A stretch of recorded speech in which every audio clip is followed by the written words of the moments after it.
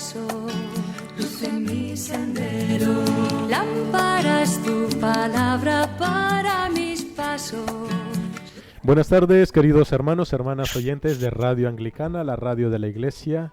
Una vez más, aquí, por la gracia de Dios, juntos para iniciar con este espacio, este tan gustado y esperado programa de la palabra hoy. Como siempre con nosotros el reverendo Juan María Tellería. Bienvenido, Juan María. Muchísimas gracias, reverendo Noel, y muchísimas gracias a los equipos de Radio Anglicana y también muchísimas gracias, como no, y por encima de todo, a todos estos extraordinarios hermanos en la fe y amigos que desde ambas orillas del Atlántico y, según parece, de otros mares también nos están escuchando. Muchísimas gracias a todos. Totalmente, gracias hermanos, porque es por vosotros que hacemos el estar aquí, el estar compartiendo con vosotros estos mensajes de la palabra de Dios.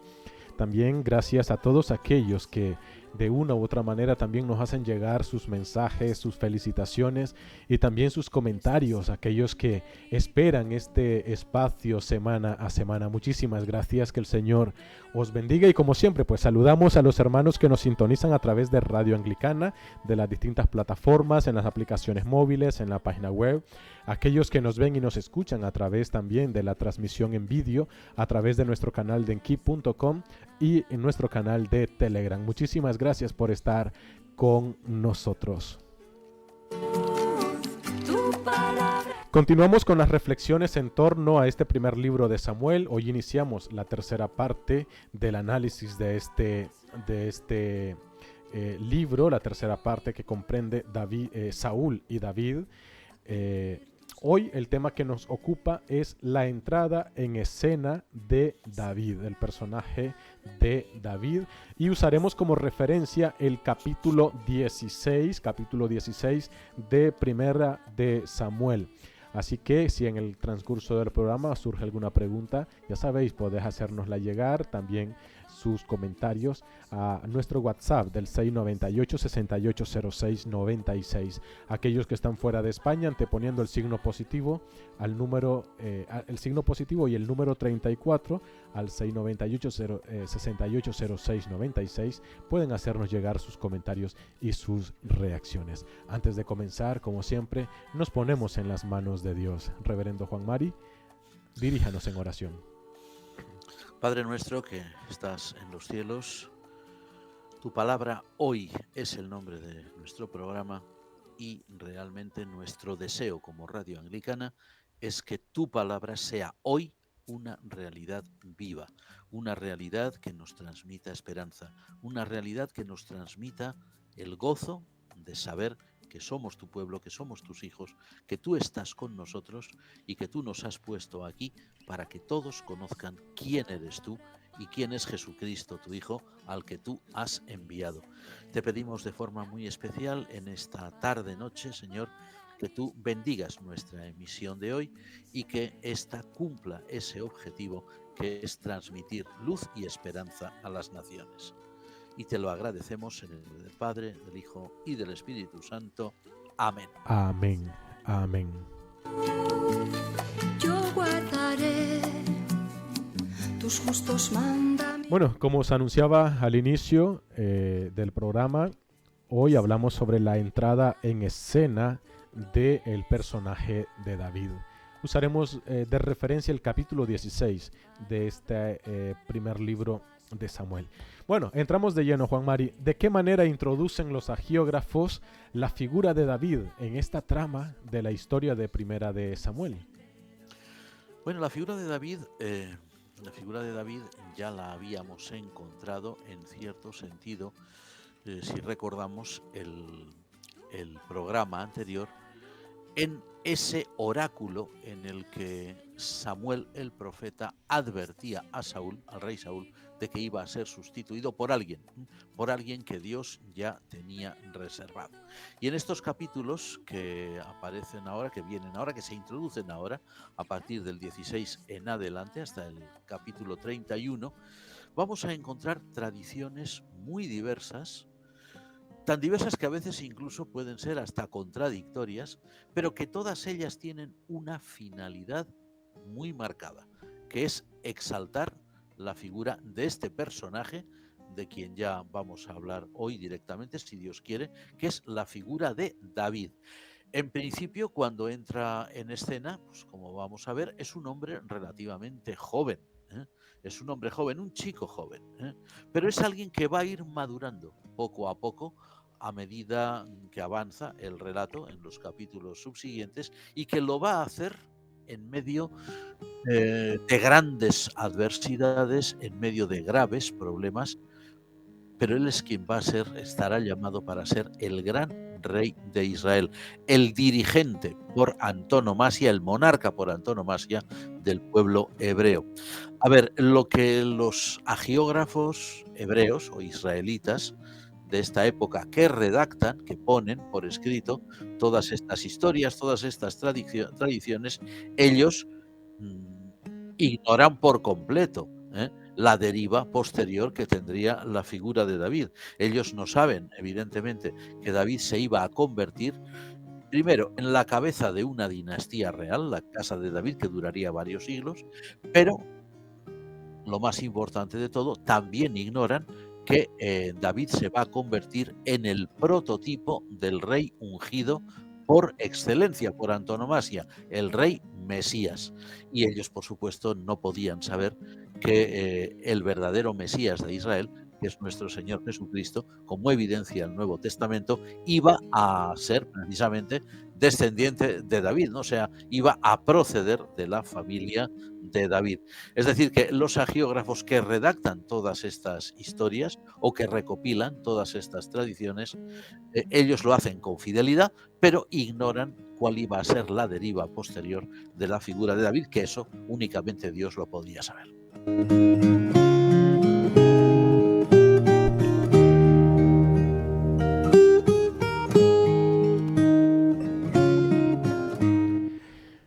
Juan Mari, ¿qué puede significar el hecho de que Samuel unja a David, pero que lo haga a escondidas? Muy buena pregunta. Si leemos bien el capítulo 16 de este libro, primero de Samuel, nos vamos a dar cuenta de que todo él, pensemos un poquito en los acontecimientos que veíamos en el programa pasado, la semana pasada, los acontecimientos trágicos que hacen que Saúl sea ya rechazado, sea descartado como rey de Israel. Si tenemos todo aquello en cuenta, tenemos que entender que todo este capítulo 16 ahora no solamente da 4 pinceladas, sino que todo él rezuma, vamos a decir así, una atmósfera de temor. Y vamos a decir todavía más, una atmósfera casi de terror. Una atmósfera de terror delante de un Saúl que sigue ocupando el trono de Israel, un Saúl que va a tomar cada vez más actitudes totalmente despóticas, un favor que ha perdido, un Saúl que ha perdido, como si dijéramos, el favor divino, pero que sin embargo se va a mantener en su trono y que lo va a mantener incluso a costa de las vidas de muchas personas. Por lo tanto, al ungir, a escondidas naturalmente, al judaíta David, David es de la tribu de Judá, como rey de Israel, a ocultas, siendo que Saúl estaba todavía ocupando el trono y estaría bastante tiempo más, Samuel lo que estaba haciendo era poner en peligro su propia vida. Es decir, Samuel pasaba de ser el último juez de Israel, Samuel pasaba de ser un profeta de Dios a ser considerado como un traidor y también un conspirador clarísimo en contra del poder que reinaba en aquel momento en su pueblo. Las tradiciones sobre David, que se recogen en este capítulo y en todos los que vendrán después, apuntan en efecto a fuerzas claramente hostiles a Saúl, ¿no? Tanto civiles como militares e incluso religiosas, ¿no? Que todas ellas se coaligan contra él y aupan a David al trono. Ahora, la unción sagrada del joven David por parte del profeta Samuel responde al propósito divino que hacía de este profeta, como hemos dicho, el último de los jueces y el que iba a dar paso a una nueva época en la historia del pueblo hebreo, es decir, el paso de la anfictionía tribal al régimen monárquico de un Estado hebreo unido.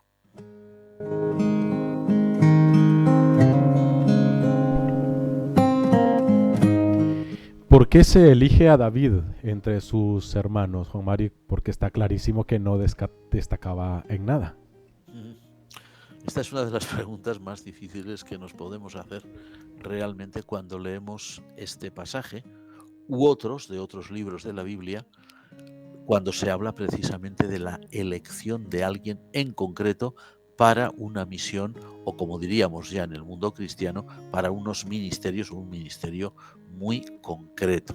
Fijémonos que el texto no responde realmente a la pregunta.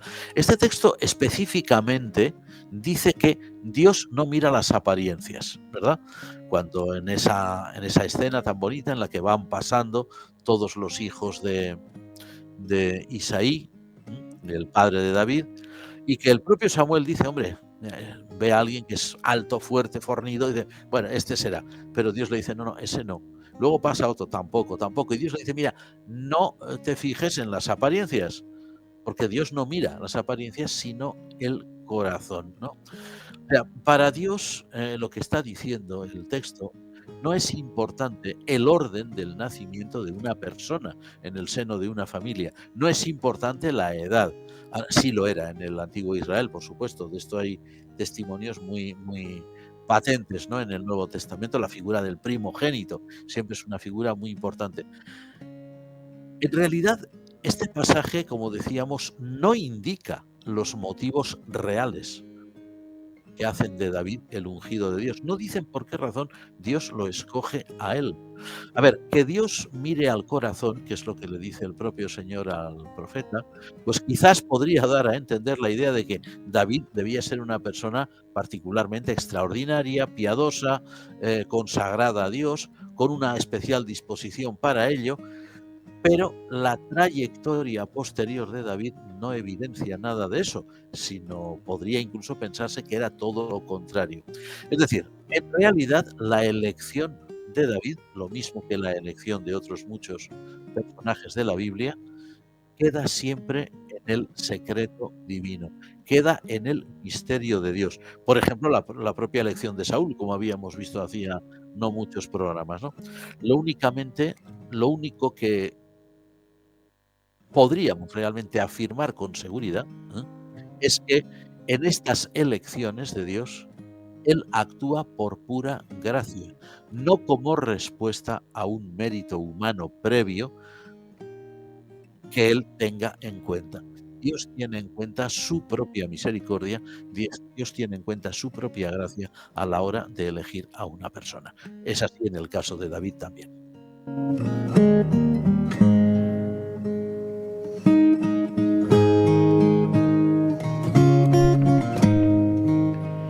Hablemos del encuentro de estos dos personajes, Juan Mari. ¿Cómo se conoce, cómo conoce Saúl a David? A ver, el que narra, o los que narran esta historia, los autores sagrados, los hagiógrafos, que son, como dijimos en cierta ocasión, evidentemente pro-davídicos, no son pro-saulitas, evidentemente. Este tipo o sea, los autores de todas estas historias no ahorran imágenes negativas de Saúl. O sea, narran todo lo que pueden de Saúl que no sea favorable a su imagen, ¿no? Como por ejemplo, lo que leemos aquí en este capítulo 16 del libro primero de Samuel, donde de pronto se dice que Dios se había apartado de Saúl y que Saúl estaba siendo literalmente poseído por un mal espíritu, dice un mal espíritu procedente de Dios o procedente de Yahvé o de Jehová, como dicen algunas versiones, y que lo trastornaba, le hacía desvariar, le hacía actuar de una forma completamente fuera de lo que es habitual en el comportamiento humano, ¿no? A ver, cuando los antiguos hablan de un espíritu, que no solamente los hebreos, también los de otras culturas, cuando un espíritu se posesiona de alguien y tal, pues era una forma que tenían los antiguos, la forma, la única probablemente a la que podían llegar, para referirse a lo que hoy nosotros llamaríamos una enfermedad mental, ¿verdad? O una insuficiencia psíquica o una cosa por el estilo. Lo que dice el relato sagrado es que Saúl está enfermo, ahora ya lo decimos en nuestro idioma actual. Saúl pues está mal de la cabeza, se ve sometido a una serie de ataques, una serie de ataques que lo ponen pues fuera de sí, y David, dadas sus habilidades musicales, que parece ser que eran conocidas, o bastante bien conocidas en aquellos ambientes, es recomendado como un remedio eficaz contra la demencia del monarca. Y esa solución pues parece haber funcionado en parte, ¿verdad? Hoy le llamarían musicoterapia o una cosa así, ¿no? Claro, y según esta situación generada por este relato, pues lógicamente, pues entre el enfermo, que es el rey Saúl, y su benefactor, que es el joven David, que toca el arpa para él, pues se crea una relación afectiva muy grande. A ver, habrá luego otras tradiciones que iremos leyendo en el libro primero de Samuel también, donde este asunto se narra de otra manera, ¿no? E incluso, pues, ya esa música de David no parece tan efectiva, pero en un principio pareció serlo. Es decir, que en principio el rey Saúl conoció a David sin pensar ni mucho menos en que él sería su sucesor, lo conoció como alguien que le iba a beneficiar debido al arte que profesaba de la música.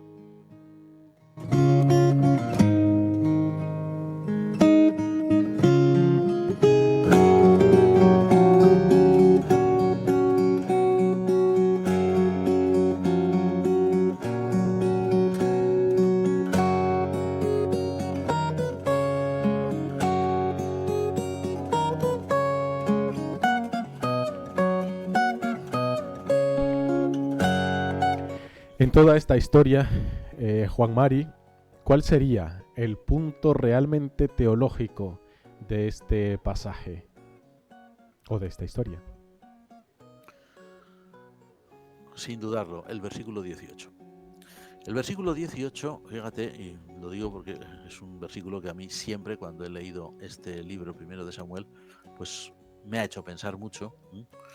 Este versículo 18 recoge las palabras de un servidor del rey Saúl, concretamente aquel que recomienda a David delante de su señor.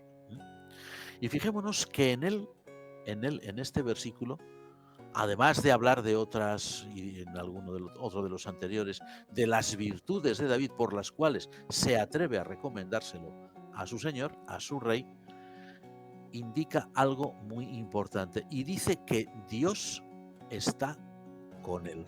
O sea, David es un hombre diestro en esto, diestro en lo otro, sabe por aquí, sabe por allá, y el Señor, o sea, el Señor Dios de Israel, Yahvé, Jehová, está con él.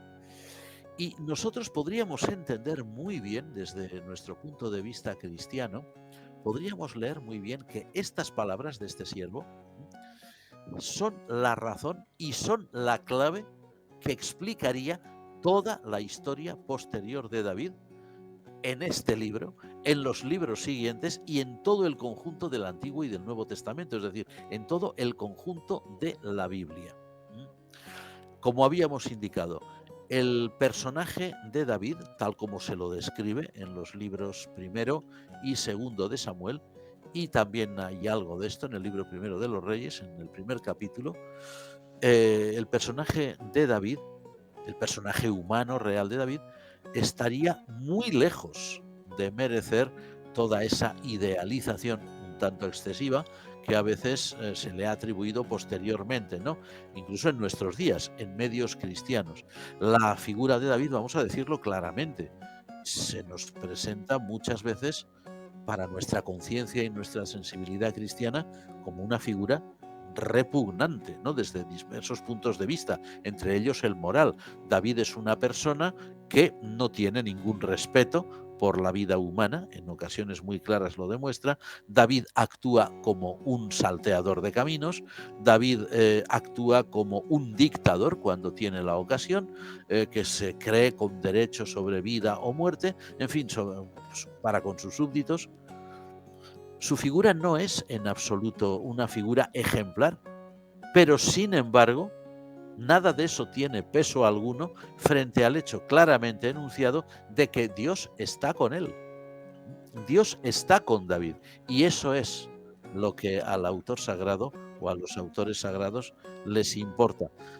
Todo lo demás, que sin duda alguna también lo conocen, la prueba es que lo van a ir narrando, a ver, son hechos que no pueden ocultar, pero el hagiógrafo que escribe estas palabras, o los hagiógrafos, si fueron más de uno, tuvieron muy, muy claro que todo el valor que podía tener la figura de David como rey de Israel no venía de sí mismo, no venía de todas sus virtudes, que también las tendría, lógicamente, sino del hecho de que Dios estaba con él. Y eso es la clave para toda la historia de David. Y esa también es la clave para entender toda la Biblia, Antiguo y Nuevo Testamento, porque si vamos viendo diferentes libros, diferentes episodios, cómo Dios escoge a ciertas personas, lo que vamos a ver es que lo único que tienen de meritorio, entre comillas, es que Dios está con ellos. O sea que el mérito no es de ellos, el mérito es de Dios, que con su misericordia y su gracia los llama a una misión o a unas misiones muy concretas.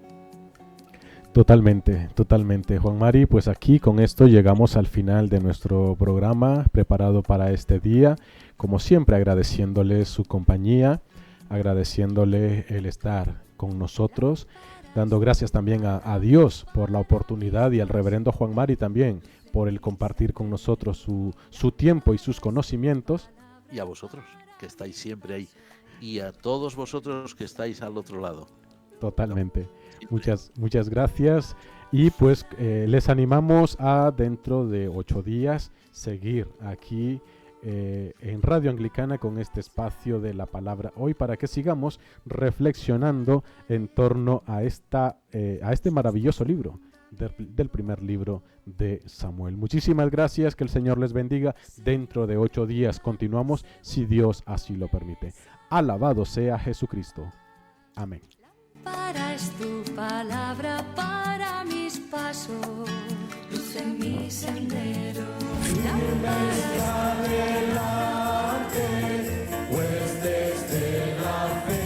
Usted está en sintonía de Radio Anglicana, transmitiendo vía internet en www.radioanglicana.es. También puede escucharnos en su dispositivo móvil, descargando nuestra aplicación para Android e iOS.